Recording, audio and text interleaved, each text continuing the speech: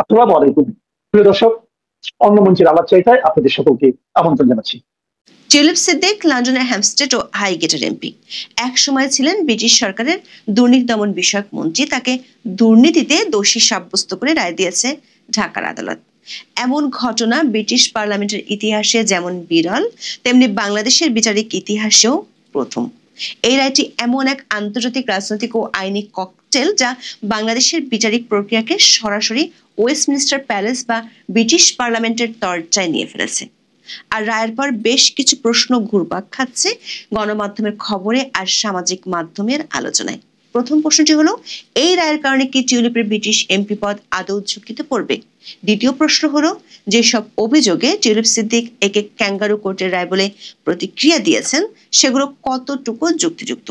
তৃতীয় প্রশ্নটি হলো, যথেষ্ট তথ্য প্রমাণ আদালতে হাজির না করার সত্ত্বেও, এমনকি বাংলাদেশের এভিডেন্স অ্যাক্ট না মেনে কেন টিউলিপ সিদ্দিককে এই মামলায় জড়াতে হলো? বিশেষ করে টিউলিপ সিদ্দিক নিজে প্লট নেননি, শুধু কথিত প্রভাব খাটানোর জন্য তিনি দোষী সাব্যস্ত হয়েছেন, কিন্তু সেই প্রভাব আবার খাটিয়েছেন ডিজিটাল মাধ্যমে।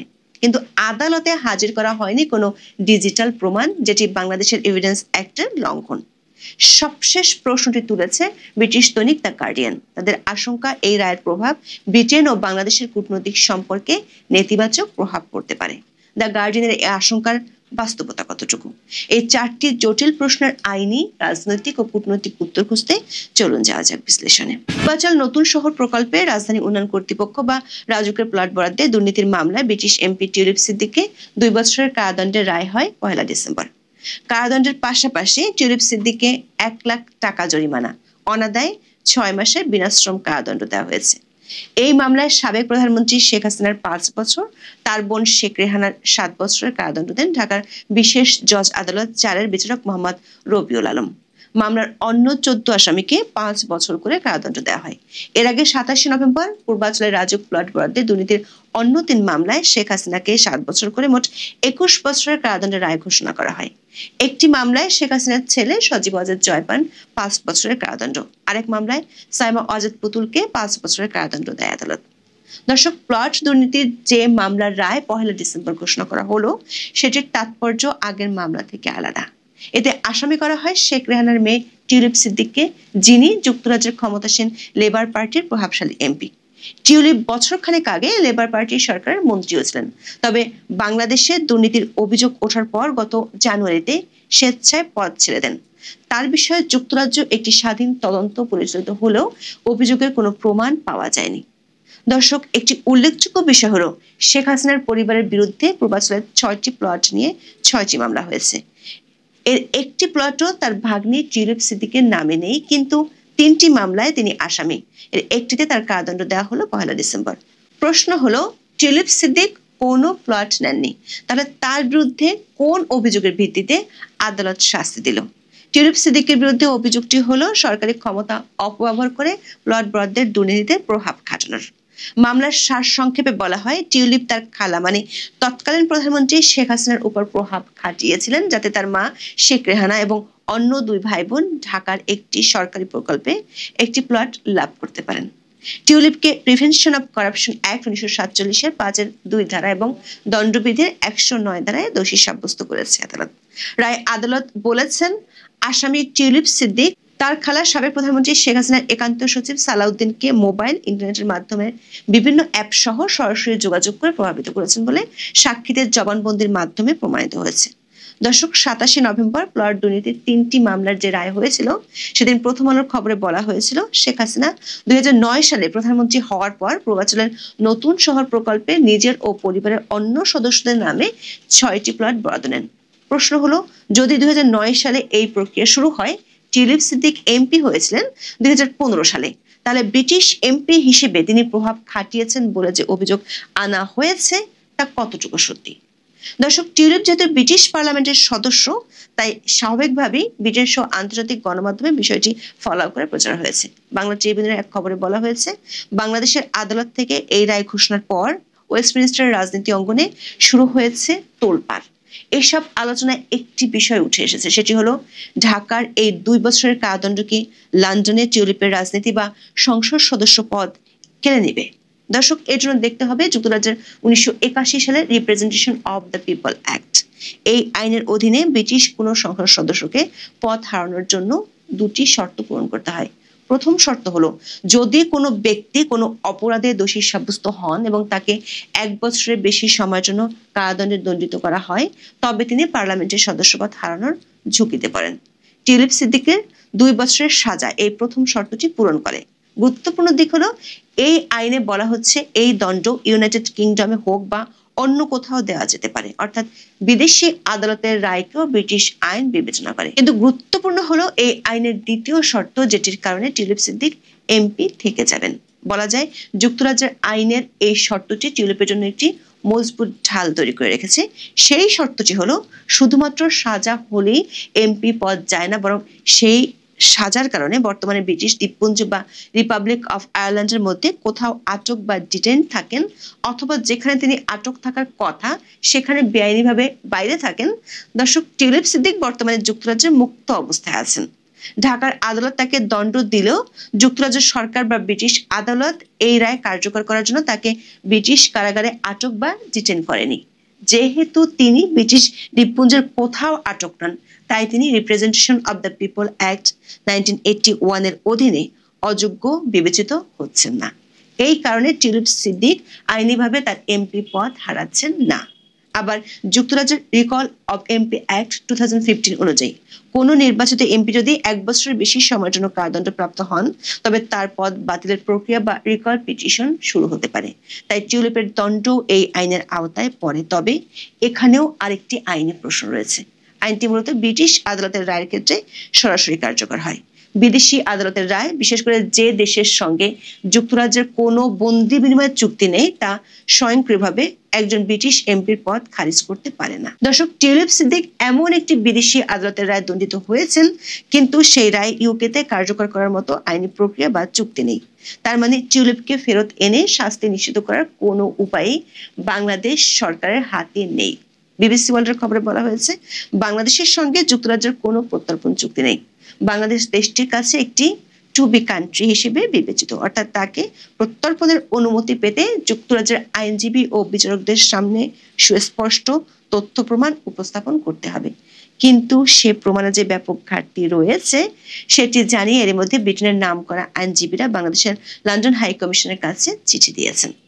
সবচেয়ে বড় কথা হলো, টিউলিপের রাজনৈতিক দল লেবার পার্টি যেমন তার পক্ষে, তেমনি তার বিরোধী দলের বড় বড় আইনজীবীরাও এরই মধ্যে তার পক্ষে বিবৃতি দিয়েছেন। টিউলিপের দল লেবার পার্টির একজন মুখপাত্র বিবিসি ওয়ার্ল্ডকে বলেছেন, দলটি এই রায়কে স্বীকৃতি দিতে পারে না। বিবিসি বলছে, তারা বুঝতে পেরেছে টিউলিপ সিদ্দিকের বিরুদ্ধে কোনো তদন্ত বা দলীয় শৃঙ্খলা বিষয়ক কোনো ব্যবস্থা নেওয়া হচ্ছে না। তিনি তার লেবার পার্টির সদস্যপদ এবং হাউস অব কমন্সের হুইপের পদে বহাল থাকবেন। দর্শক, রায় ঘোষণার পর টিউলিপ সিদ্দিক তার প্রতিক্রিয়া জানিয়েছেন। প্রতিক্রিয়ায় তিনি বলেছেন, পুরো প্রক্রিয়াটি শুরু থেকে শেষ পর্যন্ত ছিল ত্রুটিপূর্ণ ও প্রহসনমূলক। রায় ঘোষণার পর তাৎক্ষণিক প্রতিক্রিয়ায় ব্রিটিশ সংবাদ মাধ্যম দ্য গার্ডিয়ানকে টিউলিপ সিদ্দিক বলেছেন, এই ক্যাঙ্গারু আদালতের ফলাফল যেমন অনুমানযোগ্য তেমনি অযৌক্তিক। তিনি দাবি করেছেন, তার মনোযোগ সবসময় হ্যামস্টেড এবং হাইগেটের ভোটারদের প্রতি। বাংলাদেশের এই নোংরা রাজনীতি দ্বারা তিনি মনোযোগ হারাতে চান না। টিউলিপ সিদ্দিক ও তার আইনজীবীরা বরাবরই তার বিরুদ্ধে বাংলাদেশ সরকারের আনা অভিযোগগুলো অস্বীকার করেছেন। আবার টিউলিপ যে অভিযোগগুলো করে আসছিলেন সেগুলোর পক্ষে কথা বলেছেন ব্রিটেনের নাম করা আইনজীবীরা, যাদের কেউ কেউ আবার টিউলিপের রাজনৈতিক প্রতিপক্ষ হিসেবেও পরিচিত। 25 নভেম্বর ব্রিটেনের নাম করা একদল আইনজীবী যুক্তরাজ্যে বাংলাদেশের হাই কমিশনার আবিদে ইসলামের কাছে পাঠানো এক চিঠিতে এক গাদা অভিযোগ করেছেন। আইনজীবীদের এই দলে সাবেক প্রধানমন্ত্রী টনি ব্লেয়ারের স্ত্রী চেরি ব্লেয়ার, সাবেক ব্রিটিশ বিচারমন্ত্রী রবার্ট বাকল্যান্ড, সাবেক attorney general Dominic Grieve, Philip Sands ও জিওফ্রি রবার্টসন আছেন। তারা সবাই কিংস কাউন্সিল অর্থাৎ রাজা কর্তৃক উচ্চ মর্যাদাপ্রাপ্ত আইনজীবী। হাই প্রোফাইল এই আইনজীবীরা বলেছেন, টিউলিপ ন্যায় বিচারের মৌলিক অধিকার থেকে বঞ্চিত হচ্ছেন। তাকে অভিযোগ সম্পর্কে জানার সুযোগ পর্যন্ত দেওয়া হয়নি, এমনকি আইনি সহায়তা পাননি। দর্শক, 1 ডিসেম্বর রায় ঘোষণার পর বেশিরভাগ ব্রিটিশ ও আন্তর্জাতিক সংবাদ মাধ্যমের খবরের একটি বিষয় বেশ গুরুত্ব পেয়েছে, সেটি হলো অভিযুক্তের অনুপস্থিতিতে বিচার। যেমন বিবিসি শিরোনাম করেছে, টিউলিপ সিদ্দিক এমপিকে বাংলাদেশে কারাদণ্ডের সাজা দেওয়া হয়েছে তার অনুপস্থিতিতে বিচারের পরে। আন্তর্জাতিক অনেক সংবাদ মাধ্যম টিউলিপ সিদ্দিকের এই দণ্ডকে বাংলাদেশের বৃহত্তর রাজনৈতিক পট পরিবর্তন এবং সাবেক ক্ষমতাসীনদের উপর প্রতিশোধমূলক আইনি প্রক্রিয়ার অংশ হিসেবে দেখছে। দর্শক, ব্রিটিশ সহ আন্তর্জাতিক সংবাদ মাধ্যমগুলোতে এই রায় আরো প্রশ্নবিদ্ধ হয়েছে সরকার পক্ষের আইনজীবীদের বক্তব্যে। বিশেষ করে আদালতে কোন কোন প্রমাণের ভিত্তিতে টিউলিপের বিরুদ্ধে অভিযোগ প্রমাণিত হয়েছে সেটি নিয়ে প্রশ্ন তুলেছেন অনেকেই। রায়ের পর্যবেক্ষণে আদালত বলেছে, শেখ রেহানা সাবেক প্রধানমন্ত্রী শেখ হাসিনাকে প্ররোচিত করে পূর্বাচল আবাসিক প্রকল্পে প্লট নিয়েছেন। টিউলিপ সিদ্দিক তার মা শেখ রেহানা সিদ্দিককে প্লট পাইয়ে দেওয়ার জন্য তার খালা সাবেক প্রধানমন্ত্রী শেখ হাসিনাকে এবং শেখ হাসিনার একান্ত সচিব সালাউদ্দিনকে মোবাইল ও ইন্টারনেটের বিভিন্ন অ্যাপের মাধ্যমে এবং বাংলাদেশে এলে সরাসরি যোগাযোগ করেছেন। দুজন সাক্ষীর সাক্ষ্য এবং তাদের জবানবন্দিতে তা প্রমাণিত হয়েছে বলে রায় উল্লেখ করেছে আদালত। মজার বিষয় হলো, বিবিসি বাংলার খবরে বলা হয়েছে, এই মামলায় নিযুক্ত স্পেশাল পিপি তরিকুল ইসলাম জানিয়েছেন, কেবলমাত্র সাক্ষীদের সাক্ষ্য ও জবানবন্দি ছাড়া এই অভিযোগ প্রমাণের সপক্ষে কোনো তথ্য প্রমাণ নেই। অর্থাৎ অ্যাপের মাধ্যমে মিস সিদ্দিকের আসামিদের সাথে যোগাযোগ করে প্রভাবিত করার কোনো স্ক্রিনশট বা নথি প্রমাণ হিসেবে আদালতে উপস্থাপন করেনি দুদকের আইনজীবীরা। তরিকুল ইসলাম বলেছেন, হোয়াটসঅ্যাপে মিস সিদ্দিক যোগাযোগ করেছেন, তবে হোয়াটসঅ্যাপের যোগাযোগের কোনো স্ক্রিনশট বা কপি আছে কিনা সাংবাদিকদের এমন প্রশ্নের উত্তরে তরিকুল ইসলাম বলেন, না, সাক্ষী ওসমান গনি এবং উজ্জ্বল হোসেন ম্যাজিস্ট্রেটের কাছে 164 ধারায় স্বীকারোক্তিমূলক জবানবন্দিতে জানিয়েছে, টিউলিপ সিদ্দিক সাবেক প্রধানমন্ত্রী শেখ হাসিনার প্রিন্সিপাল সেক্রেটারি জনাব সালাউদ্দিনের সাথে যোগাযোগ করে তার মা, ভাই ও বোনকে প্লট পদ্ধতিতে প্ররোচিত করেছে, উস্কানি দিয়েছেন। তবে হোয়াটসঅ্যাপে মিস সিদ্দিকের দেয়া মেসেজের কোনো স্ক্রিনশট বা কপি আইনজীবীদের কাছে নেই বলে জানান তারা। বিষয়টি ফেসবুক পোস্টে তুলে ধরেন ব্রিটিশ সাংবাদিক ডেভিড বার্গম্যান। তিনি লেখেন, হোয়াটসঅ্যাপ বার্তার স্ক্রিনশটের কপি আছে কিনা এমন প্রশ্নে আইনজীবী স্বীকার করেন, এমন কোনো কিছু তাদের কাছে নেই। এমনকি হোয়াটসঅ্যাপ বার্তা কবে কখন পাঠানো হয়েছিল তারও কোনো উত্তর নেই দুদকের কাছে। দর্শক, এখানে আমাদের বিশ্লেষণ হলো, আন্তর্জাতিক ক্ষেত্রে সাড়া ফেলানো এমন একটি মামলার বিচারের ক্ষেত্রে বাংলাদেশের রাষ্ট্রপক্ষের আইনজীবীরা বোধহয় বাংলাদেশের সাক্ষ্য আইনটি পড়ে দেখেননি।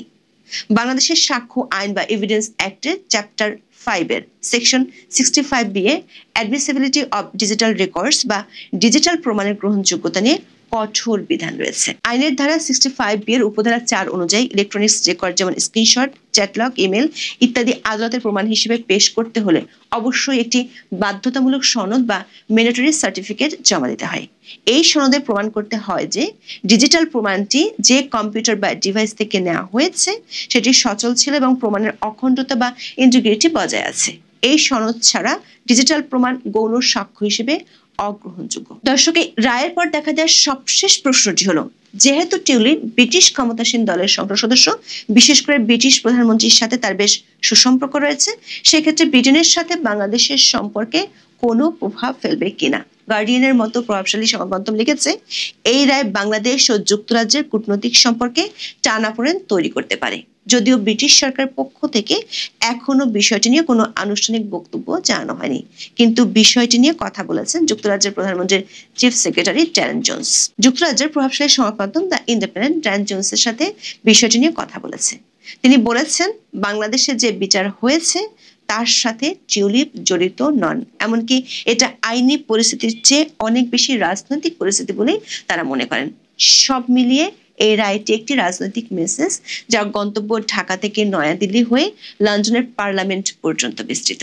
এই রায়কে ঘিরে ঢাকা ও লন্ডনের দূরত্ব কেমন হয় সেটি দেখার জন্য অপেক্ষা করতে হবে। এখন এই পর্যন্ত। ইউনূস রাজনীতিবিদ নন, কিন্তু রাজনীতিবিদদের দাদা। তিনি এমন রাজনৈতিক চাল চালতে শুরু করেছেন যে বিএনপির মতো পুরনো রাজনৈতিক দলও এখন নাকানি চুবানি খাচ্ছে। এ বিষয়ে পরে আলোচনা করব, কিন্তু আওয়ামী লীগের সঙ্গেই যেন ইউনূস পেরে উঠছে না। নির্বাহী আদেশে দলটিকে নিষিদ্ধ করে যে তিনি মহা ভুল করেছেন, যার খেসারত তাকে যতদিন বেঁচে আছেন ততদিন দিতে হবে। তার দীর্ঘদিনের পরিচিত এবং ভরসা স্থল পশ্চিমা বন্ধুরাই তাকে এজন্য এখন বয়কট করতে শুরু করেছে, চাপ দিতে শুরু করেছে। আসুন জেনে আসি যে আওয়ামী লীগ ফেরানোর কি কি চাপে আছেন এই মুহূর্তে ডক্টর ইউনূস, আর ইউনূসের অপশনগুলো আসলে কি কি হতে পারে। সব দিক থেকে আওয়ামী লীগকে ফিরিয়ে আনার চাপ বাড়ছে। ঘটনাগুলো যেভাবে জমা হচ্ছে, আন্তর্জাতিক অঙ্গনের ভাষা যেভাবে বদলাচ্ছে এবং দেশের ভেতরে ক্ষমতার অঙ্ক যেভাবে সরে যাচ্ছে, তাতে ইউনূস সরকারের সামনে এক অস্বস্তিকর বাস্তবতা তৈরি হয়েছে। তিনি যে পথ দিয়ে ক্ষমতায় এসেছিলেন সেই পথের ম্যান্ডেট ছিল আওয়ামী লীগবিহীন একটি রাজনৈতিক সমীকরণ। এখন সেই সমীকরণটাই উল্টো হয়ে যাচ্ছে। ইউনূসের সামনে এখন একটাই প্রশ্ন, সেটা হলো এই চাপের মুখে তিনি টিকে থাকতে পারবেন নাকি শেষ পর্যন্ত খেলাটা তার হাত থেকে বেরিয়ে যাবে। এখানে বিষয়টা বুঝতে গেলে প্রথমেই আমাদেরকে মানতে হবে যে আওয়ামী লীগকে নিষিদ্ধ করার সিদ্ধান্তটা ছিল রাজনৈতিকভাবে চরম অস্বাভাবিক এবং গণতান্ত্রিক মানদণ্ডে অগ্রহণযোগ্য। কোন দলের নেতাকর্মী অপরাধ করলে বিচার হবে, এটা স্বাভাবিক, কিন্তু পুরো দলের উপর নির্বাহী আদেশ বসিয়ে নিষিদ্ধ করা মানে হচ্ছে দেশের বৃহত্তম ভোট ব্যাংককে রাজনীতির বাইরে ঠেলে দেওয়া। এতে অন্তর্বর্তী সরকারের নিরপেক্ষতার গল্পটাই ফিকে হয়ে গেছে। আন্তর্জাতিক মহলও ঠিক এই পয়েন্টটা ধরেই এগুচ্ছে।